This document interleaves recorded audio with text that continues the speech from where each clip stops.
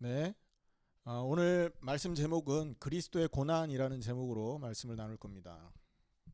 하나님께서 지금 우리를 위해서 계속 일하고 계신다라고 확신되는 게 뭐냐 하면 말씀을 준비할 때마다 딱 그때 맞는 말씀들을 이렇게 주세요.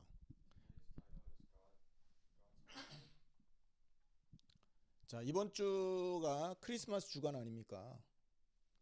근데 그런데 이 오늘 본문이 사실은 다윗의 사건을 배경으로 하고 있지만 이 다윗의 고백이 예수 그리스도를 통해서 성취가 됐었습니다.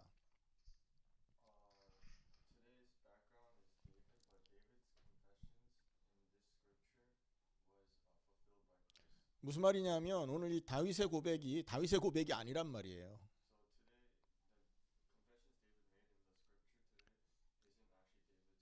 그리스도의 고난을 예언하는 본문입니다.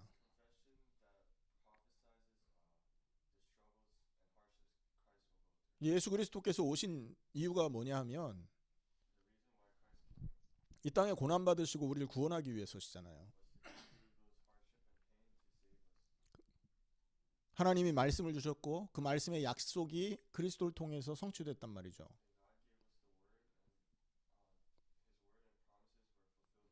그래서 육신을 입으신 그리스도가 오심을 기억하는 한 주간, 이번 주간에 딱 이 본문을 하나님이 말씀으로 또 우리에게 주신다는 거죠.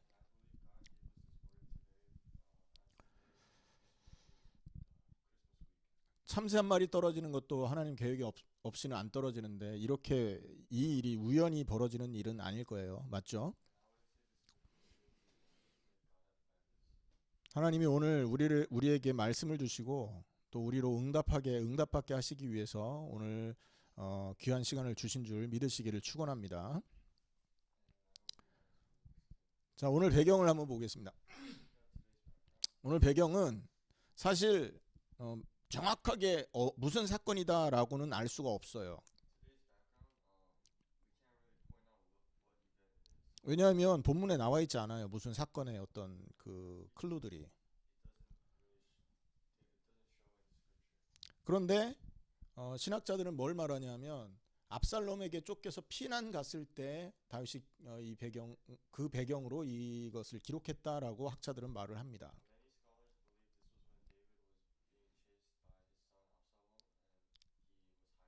그래서 보면 이 지금 다윗이 나를 구원해 주십시오. 물들이 내 영혼에까지 흘러 들어왔습니다. 이런 고백도 하잖아요.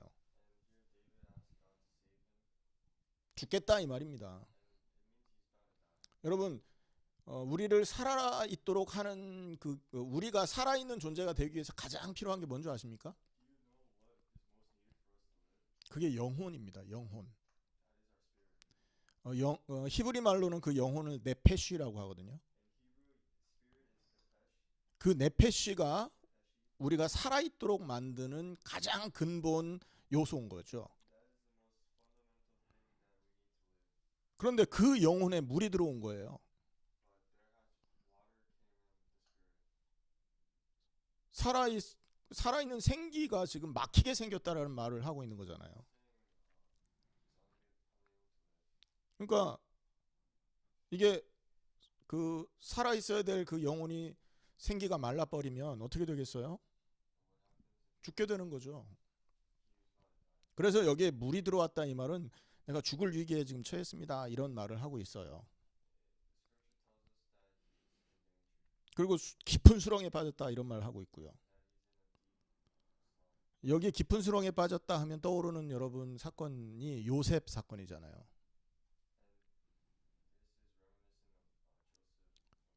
요셉의 형들이 요셉을 죽이기 위해서 수렁에 빠뜨렸어요. 거기 물이 있었으면 죽었을 거예요. 근데 하나님이 물 없는 구덩이에 집어넣어 버린 거죠.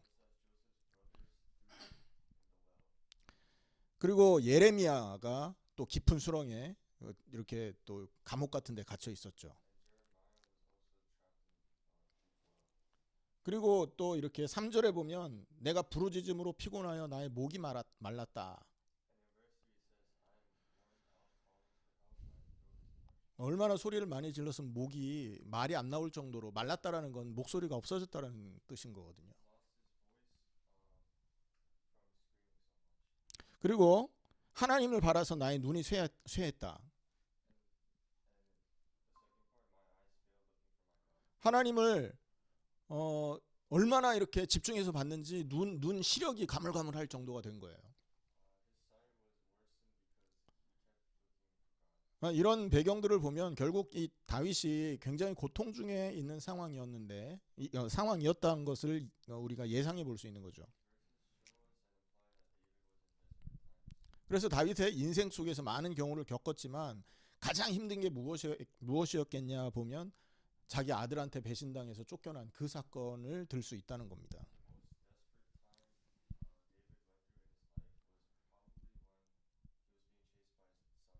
그것이 배경이고 오늘 이 시편의 69편의 특징이 있어요. 이 본문은 시편 22편을 제외하고는 있잖아요. 신약에서 제일 많이 인용된 성경 본문입니다.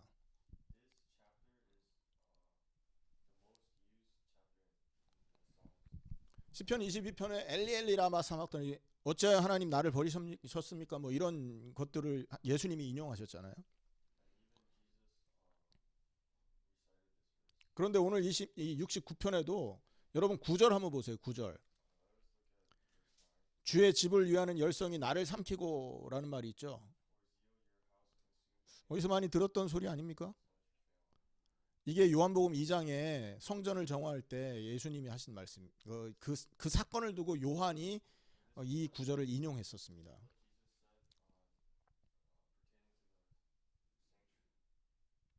그리고 7절에 보면 내가 주를 위하여 비방을 받았사오니 라는 말이 있죠. 그 요한복음 15장 25절의 말씀입니다.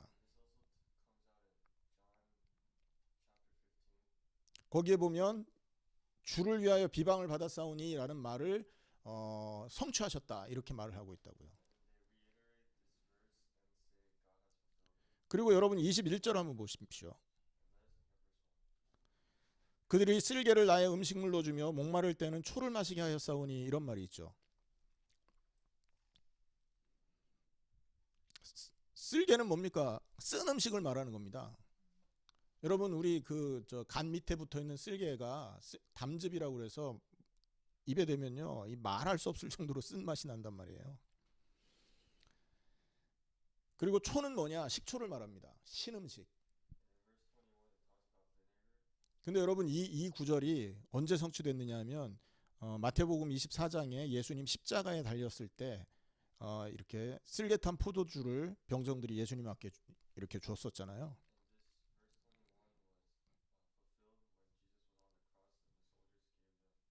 그리고 거기가 신 포도주를 주었다 이런 말도 있죠. 그러니까 이게 그 예수님 그 십자가 사건을 바라봤던 마태에 의하여 인용된 구절인 겁니다. 뿐만 아니라 예수님 십자가 사건에서 이 말씀이 성취된 거죠. 자, 이런 것을 보면 바로 이 지금 69편은 다윗이 고난당했을 때 기록된 것인 것은 확실하지만 결국은 이것이 예수님을 향해서 하고 있는 말씀이었다라는 것을 우리는 놓치면 안 된다는 거예요. 그래서 오늘은요 어떤 방향으로 말씀을 들어야 되느냐 하면 본문 통해서 그리스도의 사역을 다시 한번 묵상하는 기회가 될 수 있어야 되는 겁니다.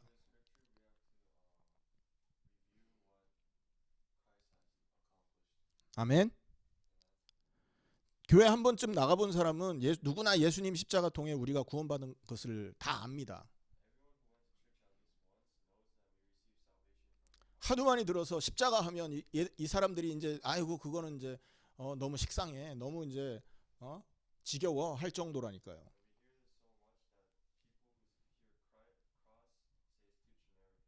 그리스도 십자가를 잘 알고 그리스도 하신 일을 잘 안다고 생각들을 하죠.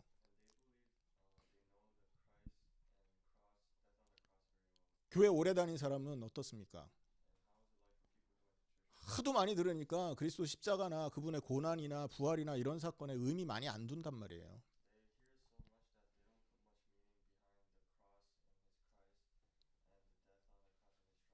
어쩌면 우리도 그럴 수 있어요. 맨날 십자가와 함께 죽어야 된다. 그분과 함께 새 사람으로 거듭나야 된다라는 얘기들을 늘 들으니까 아니, 또 똑같은 얘기 하시네. 이렇게 생각할 수 있죠. 그런데 그리스도의 십자가와 이 부활의 사건은 그렇게 쉽게 여길 사건이 아닌 거죠. 오늘 본문에는 그 그리스도의 고난이 얼마나 고통스러웠었는지가 나타나 있습니다.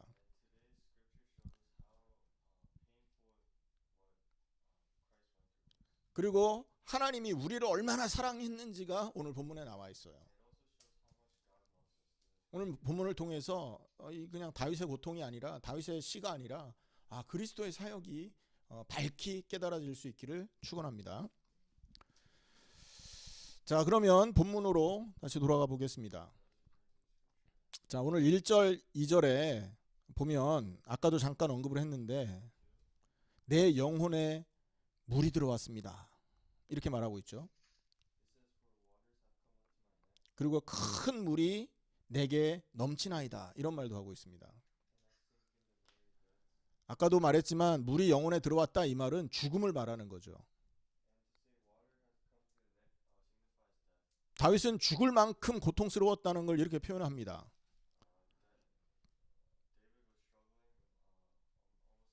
그 요셉도 죽음의 위기 속에 들어갔었어요. 예레미야도 마찬가지고요. 하지만 그들이 죽었습니까? 안 죽었습니까? 그들은 하나님께서 도와주셔서 다 죽지 않고 생명을 얻었단 말이에요. 하지만 예수님은 어떻습니까? 아무 죄도 없는데 영혼에 물이 들어온 정도가 아니라 생명을 빼앗겨 버린 겁니다. 그 사건이 얼마나 힘든 사건이냐면 여러분 넘쳐 흐르는 급류가 있잖아요. 막 물이 홍수처럼 밀려 내려오는 거 아닙니까? 거기에 휩쓸려 가는 모습으로 여기 지금 표현을 하고 있어요.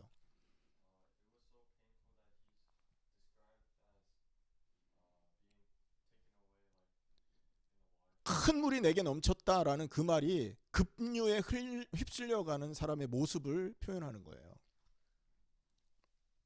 그만큼 고통스러웠다라는 것이죠.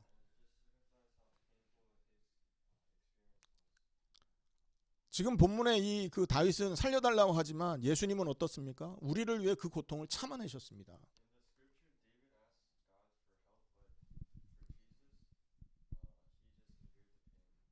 오늘 이 그 1절 2절에서 예수님의 고통 이것을 한번 우리가 생각해 볼 수 있는 것이죠.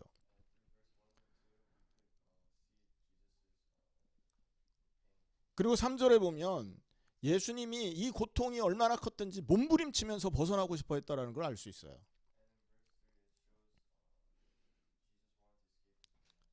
내가 부르짖음으로 피곤하여 나의 목이 마르며 나의 하나님을 바라서 나의 눈이 보이지 않을 정도가 되었습니다. 이런 말을 하잖아요. 얼마나 간절히 그 고통에서 빠져나오고 싶었겠냔 말이죠. 13절에서 15절 말씀해 보면 나를 반기시는 때 내가 주께 기도합니다. 13절입니다. 13절에 보면 그러니까 나를 인자와 구원의 진리로 나한테 응답해 주세요. 14절에는 나를 수렁에서 건져내 주십시오. 그리고 깊은 물에서 나를 건져 주십시오. 15절에는 큰 물이 나를 휩쓸거나 깊음이 삼키지 못하게 하고 웅덩이가 내 위에 덮쳐 입을 닫지 못하게 해주십시오. 그 웅덩이 뚜껑이 닫히지 않게 해달라고 하는 거 아닙니까? 여러분 이것을 봤을 때 인간 예수님이 당하신 고통의 무게를 우리가 잠깐 우리가 좀 다는 아니겠지만 일부라도 생각해 볼 수 있는 겁니다.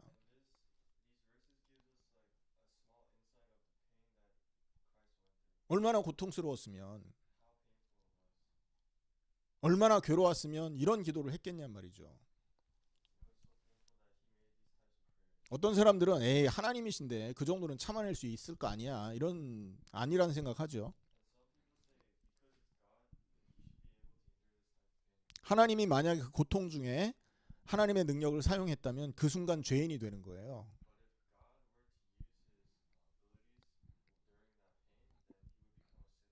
죄라는 게 뭡니까?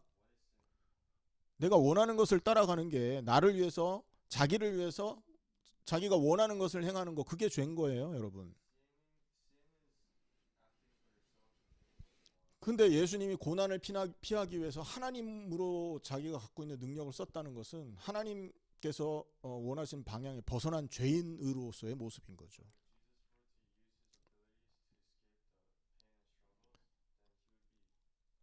그래서 예수님은 이 인간 예수로서 당해야 될 고통을 고스란히 감내하신 겁니다.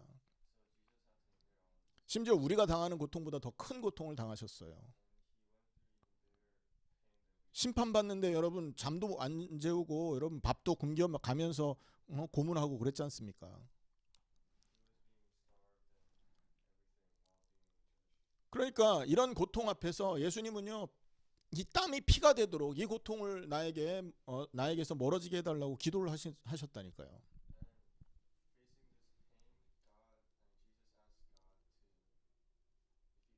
그 고통에서 몸부림치면서 하나님 나를 이 고통에서 멀어지게 해달라고 간구한 모습이라는 거죠. 그리고 4절은요, 예수님 입장에서 보면 다윗도 이런 고난을 당합니다만 사실 다윗이 당한 고난은 그런 고통, 예수님 고통과는 비교할 수 없는 거잖아요.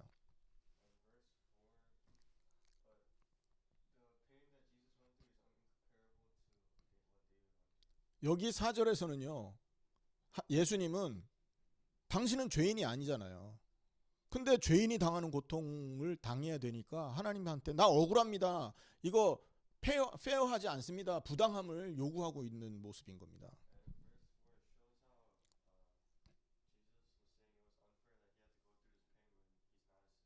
그죠? 이게 예수님의 감정이었다는 거예요. 여러분, 우리가 살다 보면 억울한 일 당하잖아요.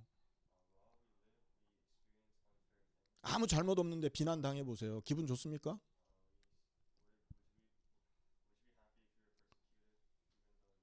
내가 아무 잘못도 안 했는데 누명을 썼다고 생각해 보세요.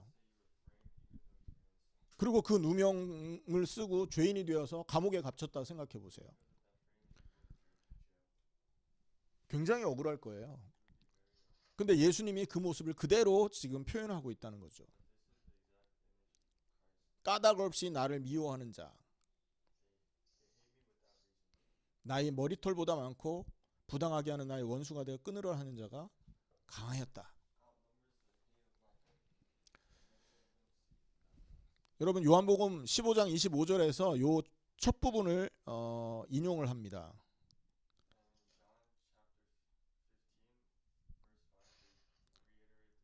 그러나 이는 그의 율법에 기록된 바 그들이 이유 없이 나를 미워하였다 한 말을 응하게 하려 함이라라는 말이 있어요.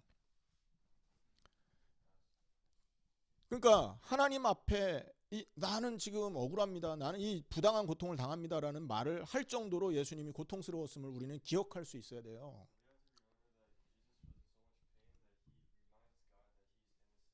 자, 그리고 5절에 보면 하나님이여 주는 나의 우매함을 아시오니 나의 죄가 주 앞에서 숨김이 없나이다 이렇게 말했죠. 여러분, 그리스도 하나님 그분이 아니 내가 우매합니다. 내 어리석다라고 말할 수 없잖아요. 그리고 내 죄가 숨김이 없습니다. 예수님 죄진 적도 없는데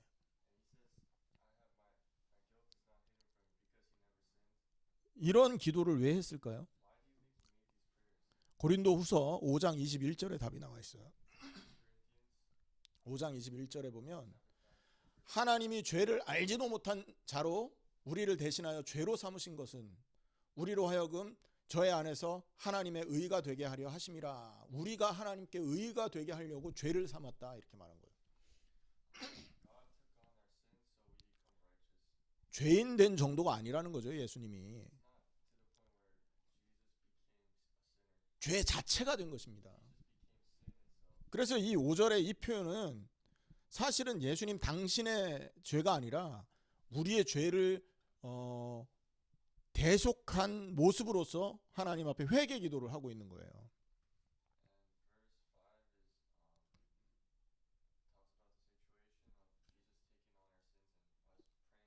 예수님이 죄가 없는데 죄가 된 죄도 없는데 죄로서 취급을 받은 결과 어떤 상태로 어떤 상태가 되셨냐? 하나님에게 버림받지 않습니까? 예수님이 십자가에서 뭐라고 말씀하셨죠? 엘리 엘리 라바 사박다니. 사람들이 그 말을 듣고 엘리야 부르는가 보다 그렇게 말도 했잖아요. 근데 그 뜻이 뭐였습니까? 하나님 어찌하여 나를 버리십니까? 이 말이에요. 죄와 하나님이 함께 할 수 없지 않습니까? 그래서 십자가에 달리신 예수님을 그 순간에 죄를 삼았기 때문에 하나님은 예수님에게서 얼굴을 돌리신 거예요. 그 이유가 뭡니까? 저와 여러분의 죄 때문에 그랬다는 거죠. 죄 자체가 되신. 그걸 지금 표현하고 있는 거고 5절이 그걸 얘기하고 있는 거예요. 자, 그런데 한번 생각해 보세요. 이런 고통을 당하는데 여러분 정상적인 사람 같으면 아이고 나 죽겠어요. 나 좀 살려주세요. 그러고 끝날 거 아니겠어요. 여러분 손에 가시가 박혀도 있잖아요. 내가 아픈 거 그것 때문에 옆에 사람이 죽든지 살든지 신경 못 쓰는 게 우리 인간입니다.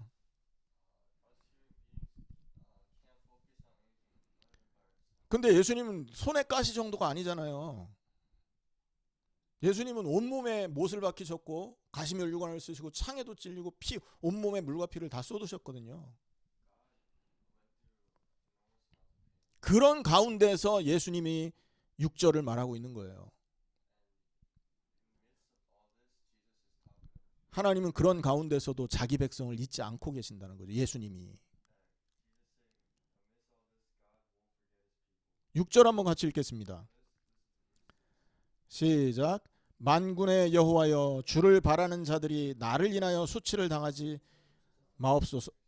이스라엘의 하나님이여 주를 찾는 자가 나로 말미암아 욕을 당하게 하지 마옵소서. 고통당하는 중에도 예수님은요. 예수님을 부인하고 도망간 베드로를 생각했다는 거예요, 여러분.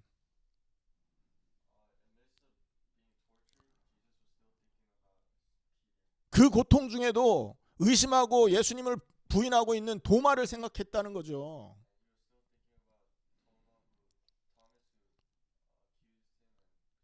예수님 십자가 못 박히실 그날 밤에 여러분 이렇게 벌거벗고 이불 이렇게 둘러쓰고 갔던 사람이 누군지 아시죠? 마가. 이 마가라는 제자는 하도 경황이 없으니까 옷도 없이 그렇게 나왔다가 예수님의 모습을 보고 도망친 그런 제자 아닙니까? 그런 사람들을 생각하면서 예수님이 고난 중에 계셨다라는 거죠.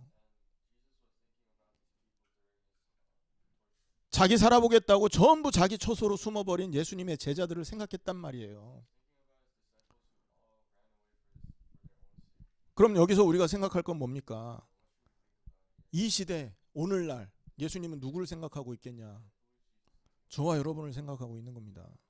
늘 약해서 넘어지고 늘 실망하고 늘 여러분 하나님에 대한 믿음 없이 흔들리는 저와 여러분을 하나님은 지금 생각하고 계신단 말이에요. 예수님은. 그 정도가 아니라 아직 하나님의 백성이 되지는 못했지만 하나님께 선택받은 그들을 향한 생각을 멈추지 않고 계신다는 걸 알 수 있다는 거죠.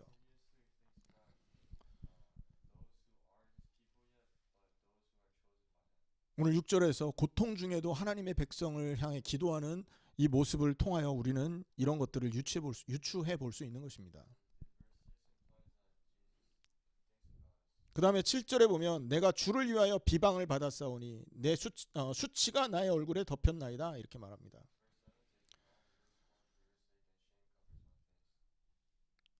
그 다음에 8절에 보면 내가 나의 형제에게는 객이 되고 나의 어머니의 자녀에게는 낯선 사람이 되었나이다 이렇게 말하고 있죠. 자기가 지금 어떤 취급을 받았다라는 거죠?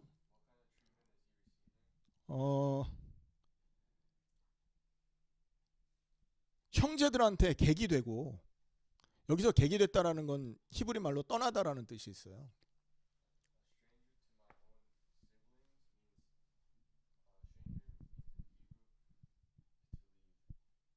어, 본문에 맞게 해석을 한다면 쫓겨났다는 말이 되는 겁니다. 왜요? 주를 위하여. 자, 우리는 하나님 사랑합니다. 찬양 많이 합니다. 하나님을 높입니다. 이런 찬양 많이 합니다. 근데 내가 주를 위하여 고난을 받겠습니다. 이런 얘기 잘 안 한다는 말이죠. 심지어 주님을 위해서 조금 어려움을 당하면 하나님 막 원망하잖아요, 우리가.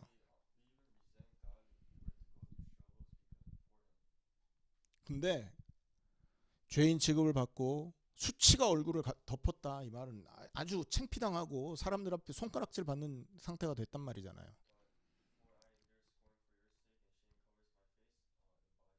여러분, 죄인들 끌고 다닐 때 얼굴에다가 뭘 가리고 끌고 다니지 않습니까? 죄인 취급 받았단 말이에요. 그리고 여기서 떠나다 이 말은 아까 객이 되었다 이 말은요, 사실은 원어에는 창녀 취급을 받았다라는 뜻도 숨어 있어요. 그러니까 집에서 쫓겨난 거예요. 그런 일들 때문에 죄인이 됐단 말이잖아요. 사람들에게도 버림받았어요. 자기 가족에게도 버림받습니다. 그리고 하나님에게까지도 버림을 받았어요.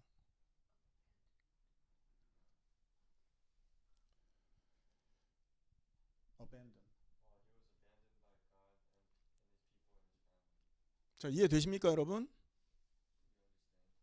자, 그런데 9절에 보면 왜 그런 일을 당했는지 이유가 나옵니다. 주의 집을 위하는 열성이 나를 삼켰다, 이렇게 말하잖아요. 자, 무슨 말이냐면 이 모든 일은 주의 집을 위해서 일했기 때문에 일어난 일입니다라는 말인 거예요. 어느 정도로? 자기의 모든 것을 태워 넣은 거예요, 거기에. 주의 집을 섬기고 그 주의 집을 높이기 위하여 그리스도, 그러니까 하나님께 영광을 돌려드리기 위해서 자기의 모든 열성을 다한 그것 때문에 그것이 나를 삼킬 정도로 내가 이렇게 살았더니 비방이 나한테 미친 겁니다. 이런 얘기를 하는 거죠.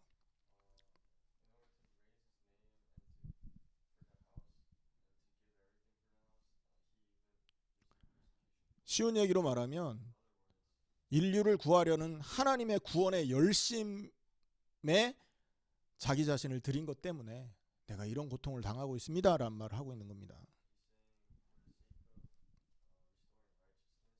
그 10절에서 12절에 보면 이로 인해서 예수님이 당했던 취급들이 나오는데요. 유대인 바리새인들의 비난의 표적이 됐지 않습니까? 기억하시죠, 여러분? 세리의 집에 가니까 세리하고 함께 있다고, 죄인하고 함께 있다고 욕하고.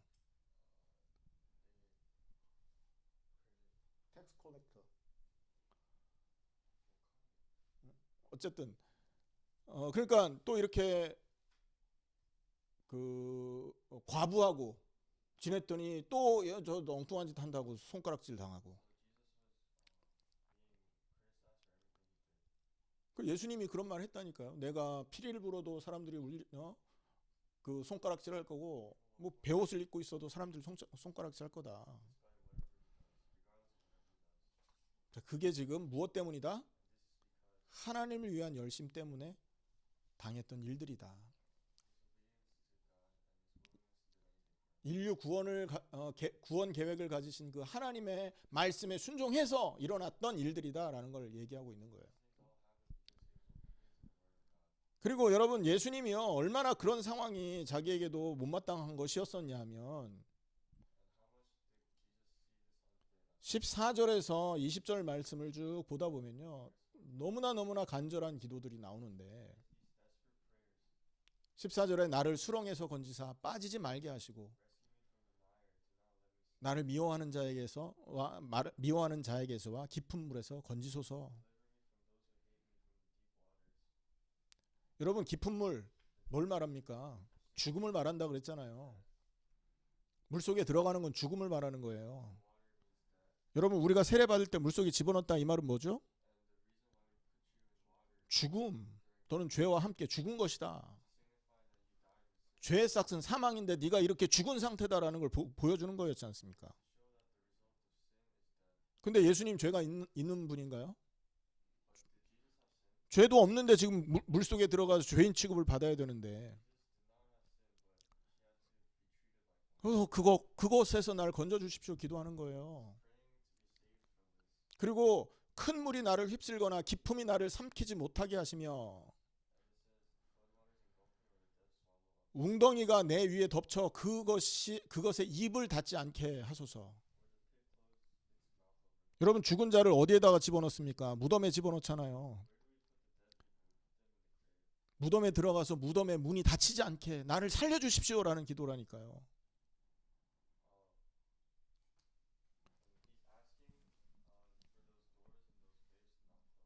여러분, 그 근동 지방에는요, 그 무덤을 우리 한국처럼 땅에다, 또 여기 미국처럼 땅에다가 무덤을 쓰지 않았잖아요. 그렇게 산 굴을 뚫어서 굴에다가 집어넣거든요. 그리고 거기를 이렇게 막았어요. 그러니까 여기에 웅덩이에 그 뭡니까, 입을 내 위에 덮쳐서 그것에 입을 닫지 못하게 해달라 이 말은 그 무덤의 문이 닫히지 않게 해달라 이 말인 거예요. 나 살고 싶습니다 이 말인 거라니까요.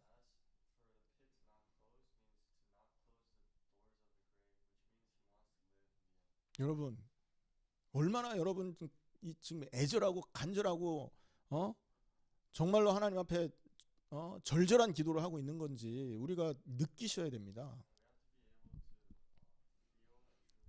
그리고 예수님께서 십자가에서 고난 당하실 때, 고난 죽기 전에 고난 당하시잖아요. 그때 많은 사람들한테 손가락질 당하고 비방 당했죠.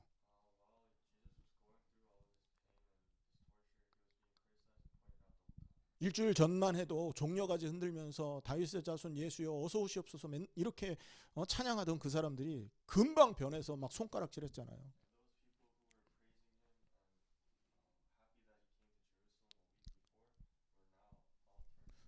저는요, 그런 사건을 절길 때 한번 이렇게 생각을 해볼 수 있는 기회가 있는데 뭐 그렇게 심각하게 예수님 쪽에서 생각을 많이 해보지는 못했던 것 같아요. 그런데 오늘 20절에 보면 그 비방이 예수님의 마음을 많이 상하게 했었다라고 얘기하고 있는 겁니다.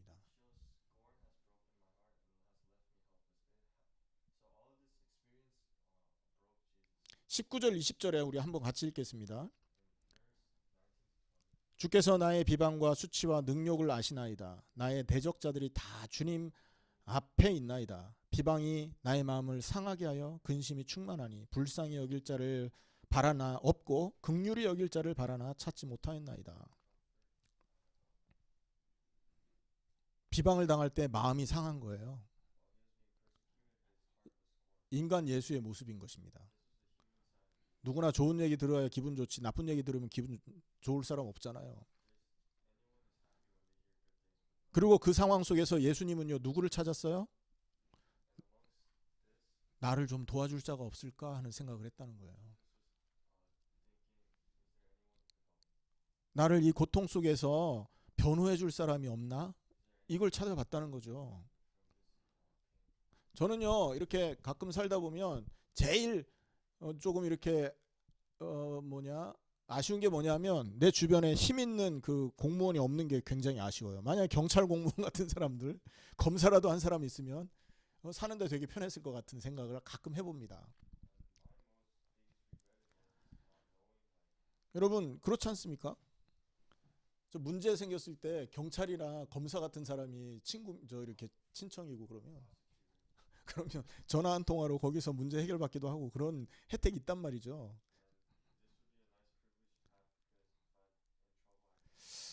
보니까 저만 그런 생각하고 사는 것처럼 바라보시는데 다 똑같다니까요.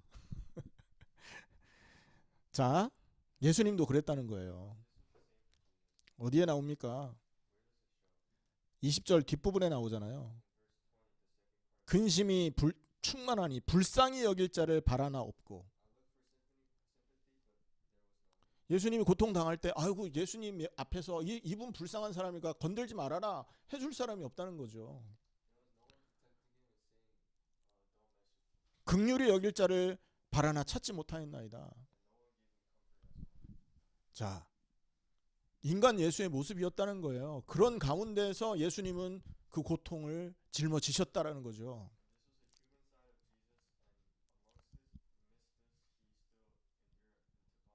어쩌면 이것이 우리의 모습이고요. 자, 그 다음입니다. 28절을 한번 보겠습니다. 우리 한번 같이 읽겠습니다. 시작. 그들을 생명책에서 지우사 의인들과 함께 기록되지 말게 하소서. 자, 여기에 보면 그 22절에서 27절까지는요. 이렇게 긍휼을 바랐지만 이 긍휼을 줄 자가 없었고 막 고통 속에서 변호해 줄 사람이 없는 그런 아주 극한의 고통 속에 있을 때 자기를 향해서 핍박하던 사람들은 하나님이 심판해 주십시오. 이런 얘기를 22절에서 27절까지 얘기를 하고 있었어요.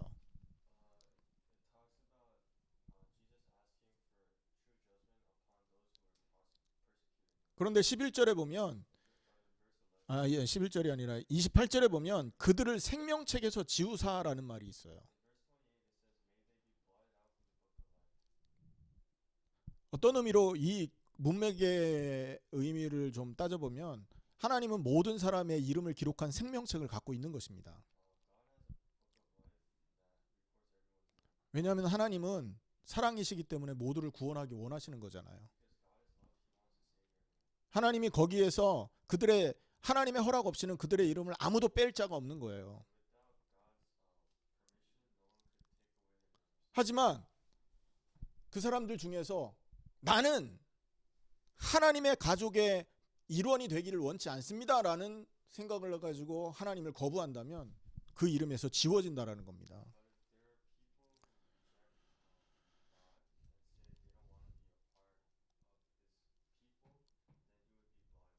나는 하나님의 가족 되기 원치 않습니다. 말한 적도 없는데요. 내가 어떻게 그 이름에서 그 책에서 빠집니까?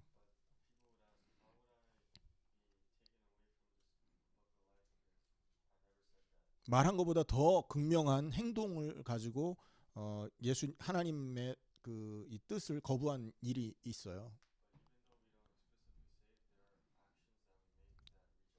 그게 뭐냐면 예수 그리스도의 십자가와 부활을 마음으로 받아들이지 않은 겁니다.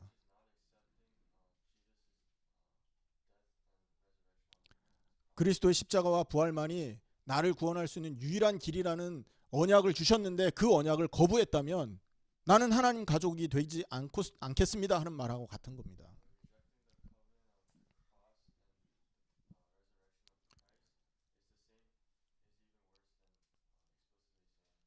그리스도의 은혜를 거부하고 하나님의 말씀에 순종해 살기 원치 않고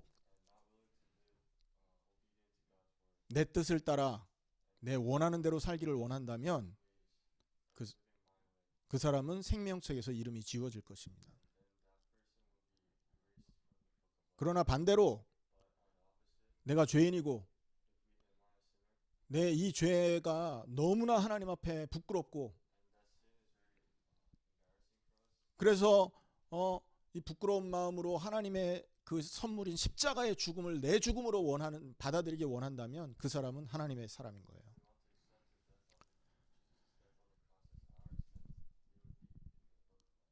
이해되십니까? 마지막 날에 정말 하나님의 가족의 일원이 되지 않은 사람들은 오늘 예수님이 하신 말씀처럼 심판을 받게 돼 있을 겁니다.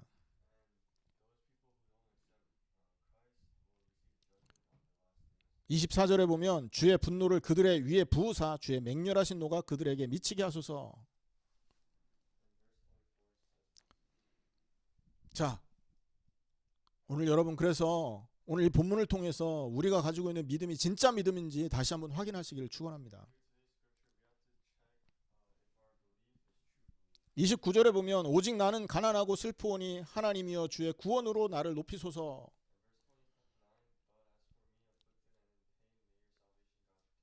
예수님이 가난하대요. 29절에 보면 가난하고 슬프대요. 29절에 뭐라고? 29절에 뭐라고 있어요?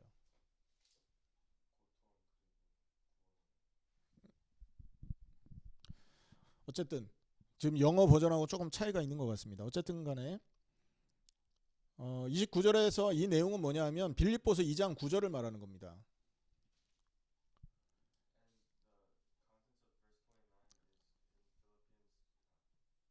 스스로 자기를 비워서 종의 모양으로 나타나셨죠. 왜요? 하나님의 구원을 이루기 위해서, 하나님의 구원의 계획을 완성하기 위해서 하나님의 말씀을 100% 순종한 겁니다. 죽음의 자리까지도 마다하지 않고 가신 거예요. 그 결과 모든 사람들은 예수님이 죽고 끝났는 줄 알았는데, 심지어 사단조차도 하나님을 죽여서 무덤 속에 쳐박았구나라고 생각했을 것인데 3일 만에 무덤 문을 여시고 하나님이 그를 부활로 응답하신 것입니다. 놀랍지 않습니까, 여러분? 예수님이 부활했다는 건 그분이 죄인이 아니다라는 증명이잖아요.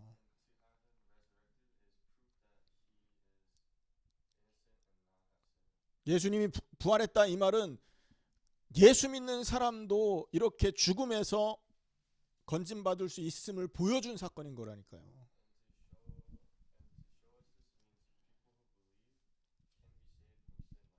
그래서 주의 구원으로 나를 높이소서, 부활로 나에게 응답하소서, 그 말인 겁니다. 자, 30절은요. 내가 노래로 하나님의 이름을 찬송하며 감사함으로 하나님을 위대하시다 하리니 말하고 있죠. 이 모습이 바로 예수님이 우리에게 믿음의 본을 보이신 모습인 것입니다. 모델로 보여주셨어요. 믿는 자는 어떤 모습이어야 되는지를 확인은 시켜주신 거죠. 자, 무슨 말이냐? 현실은 불공정해요. 억울해요. 자기가 버림받은 상황에서 절망적인 거예요. 그게 딱 예수님이 당한 상황이었지 않습니까? 하지만 그런 상황에서도 그는 하나님을 믿는 믿음을 포기하지 않았다는 거예요.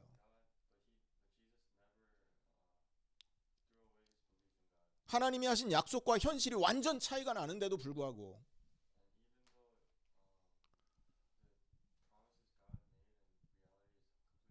하나님을 믿는 믿음을 놓치지 않았다는 거죠.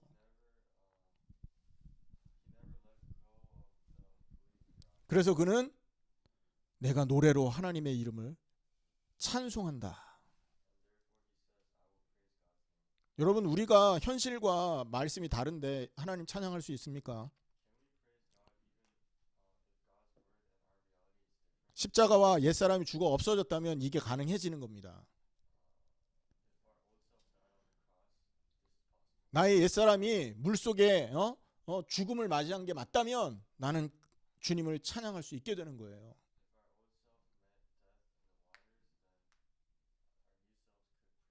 주신 자도 여호와시요 취하신 자도 여호와시니 여호와만 영광 받으실 겁니다. 욥의 고백이 내 고백이 될 수 있다는 거죠.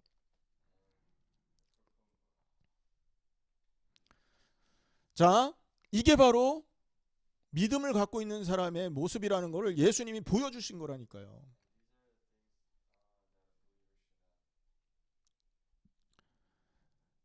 자, 그리고 31절에 보면 이것이 곧 소 곧 뿔과 굽이 있는 황소를 드림보다 여호와를 더욱 기쁘시게 함이 될 것이다. 이렇게 말합니다.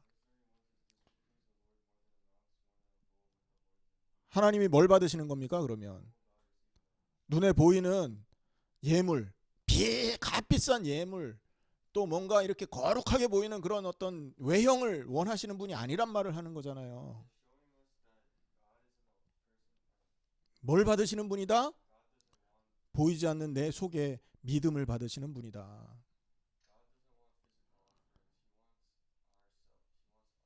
정말로 내가 하나님을 믿고 의지하는 자인지 그렇지 않는 자인지 그거를 하나님이 기준으로 보시는 분이다라는 말을 하는 거예요.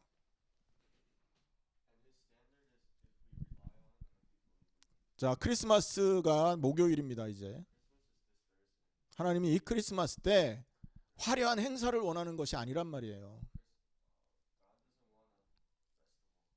화려한 합창대 합창 연주단의 그 연주를 바라는 게 아니라는 거예요.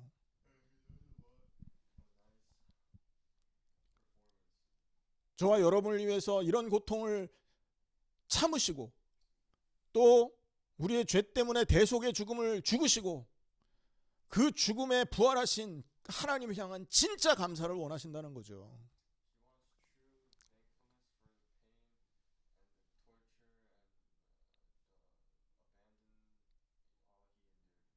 여러분, 우리에게 그 감사가 이번 크리스마스와 이번 오늘 회복된다면 우리는 하나님께 있잖아요. 황소 드린 것보다 더 하나님을 기쁘게 한 것이라니까요. 제가 우스갯소리로 말하잖아요. 황소 한 마리가 얼마인 줄 아십니까, 여러분? 황소 한 마리 말고 여러분 돼지고기 한 근이 요즘에 코스코나 이런 데 돼지고기 얼마 합니까?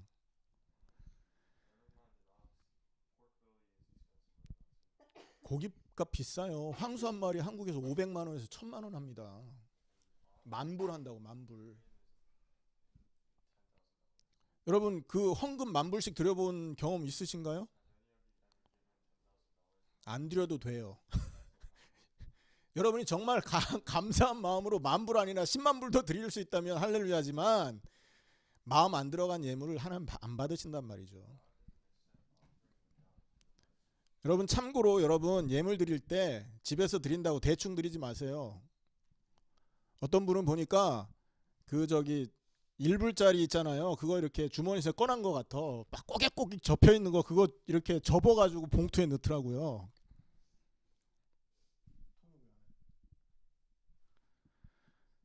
예물을 드릴 때 있잖아요. 여러분의 마음과 여러분의 중심을 담으셔야 돼요. 그게 아무것도 아니잖아요. 사실은 정성스럽게 하나님 앞에 돌려드리면 하나님이 기뻐하신단 말이죠. 어쨌든 이것이 하나님이 기뻐하는 예물이다. 외형이 아니라 우리 마음을 원하신다. 믿음을 원하신다 이 말이고요. 32절 33절에 보면 우리 한번 같이 읽겠습니다. 시작. 곤고한 자가 이를 보고 기뻐하나니 하나님을 찾는 너희들아 너희 마음을 소생하게 할지어다. 여호와는 궁핍한 자의 소리를 들으시며 자기로 말미암아 갇힌 자를 멸시하지 아니하시나니. 자, 무슨 말이냐면 여기서 보면요. 곤고한 자 나오죠. 곤고한 자. 그 다음에 33절에 보면 궁핍한 자 나온다고요.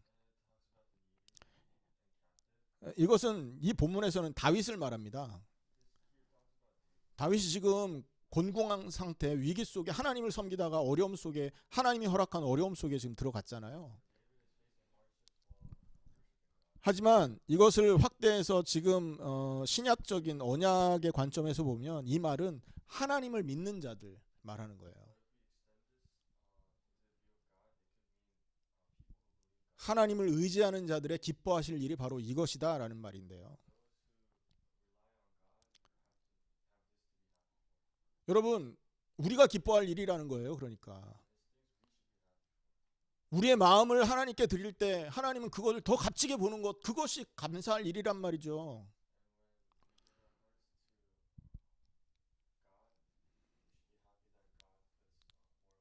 십자가와 부활을 믿음으로 받아들일 수 있을 때 하나님은 우리에게 성령 주시잖아요.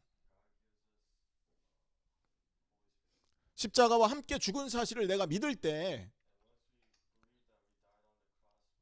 하나님이 우리를 의인으로 여겨주신다는 거 아니에요. 우리가 의인이기 때문에 의인이 아닌 거잖아요. 의인으로 하나님이 봐주신다는 말이잖아요. 얼마나 기뻐할 일입니까, 여러분? 이게 복음이라는 거예요. 돈으로 하나님 만나는 거 아닙니다. 명예로 하나님 만나는 거 아니에요.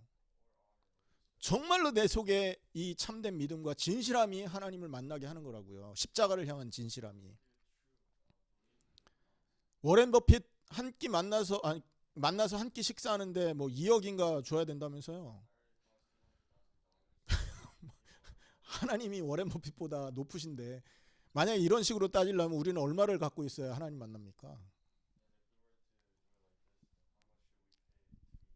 근데 하나님은 우리를 믿음만 있으면 만나주시는 사랑의 하나님이시에요. 이걸 기뻐하지 않으면 뭘 기뻐할 겁니까, 여러분? 마지막입니다. 34절에서 36절. 왜 이 일을 하셨냐라는 거예요. 천지가 그를 찬송할 것이요 바다와 그 중에 모든 생물도 그리할지로다.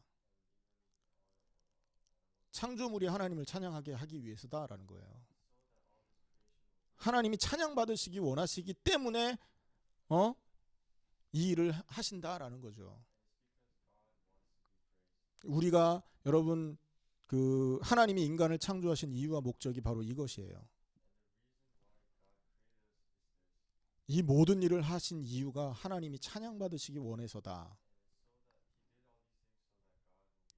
그 두 번째 보면 35절에 보면 시온을 구원하시고 유다 성읍들을 건설하시리니 무리가 거기에서 살며 소유를 삼으리로다 그랬는데요. 우리를 그의 처소에 함께 드리기 위해서다라는 말이에요.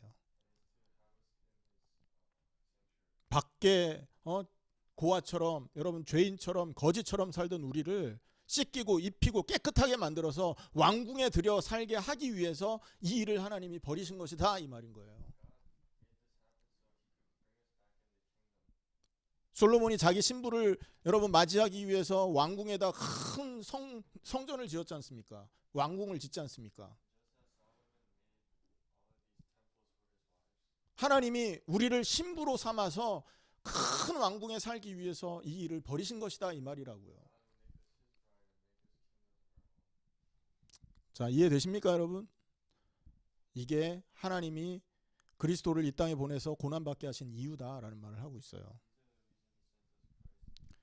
자, 오늘 말씀을 마무리 짓도록 하겠습니다. 여러분 오늘 이 고난 예수님의 이 고난 앞에 우리는 무슨 생각을 하고 어떻게 믿어야 되겠습니까?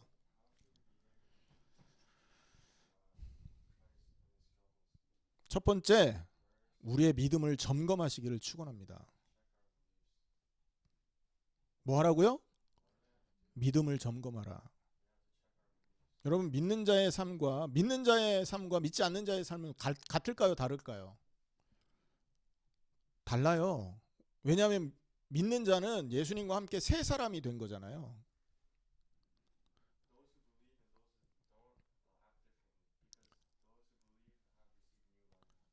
고린도후서 5장 17절에 보면 그러므로 누구든지 그리스도 안에 있으면 새로운 피조물이라 이전 것은 지났으니 보라 새 것이 되었도다 이렇게 말한단 말이에요. 자, 그렇기 때문에 정말로 우리가 믿는다고 한다면 옛사람의 삶을 살고 있는지 새 사람의 살고 있는 삶을 갖고 있는지 점검해야 되는 겁니다.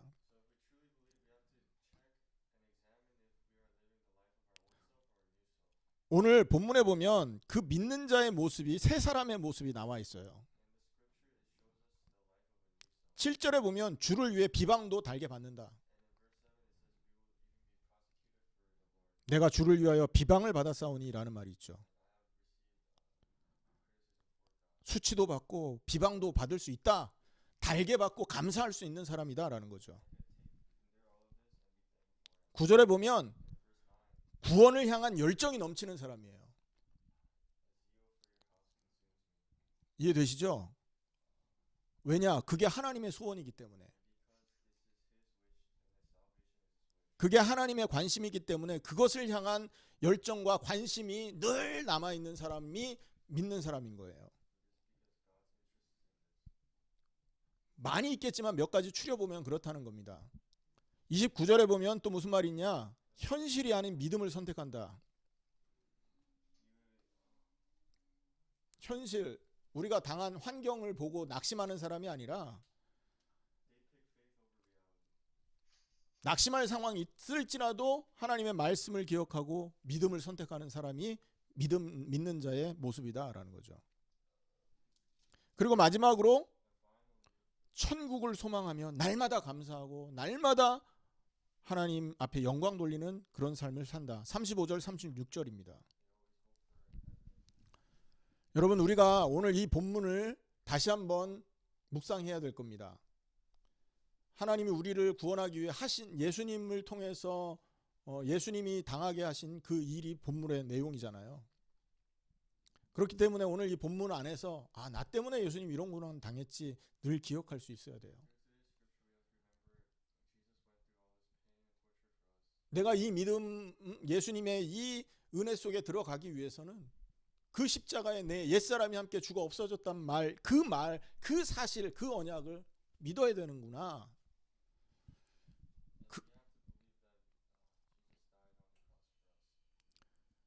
그리고 그 믿음과 함께 예수님의 부활 속으로 들어가고 새 사람으로 거듭나게 되는구나. 오늘 본문을 통해서 여러분 그 은혜 속에 깊이 잠겨야 되는 겁니다. 오늘 말씀 마치겠습니다. 크리스마스 주간에 예수님의 고난에 대한 얘기를 오늘 말씀으로 받았습니다. 예수님의 오심은 고난을 통해 우리를 구원하기 위해, 죽기 위해서 오신 것입니다. 그래서 크리스마스 주간을 통하여 정말 예수님의 십자가와 부활을 더 깊이 묵상하시고 예수님이 주신 구원의 은혜가 얼마나 큰 것이며 가치 있는 것인가를 깊이 묵상하는 여러분 되시기를 예수님의 이름으로 축원합니다. 기도하겠습니다.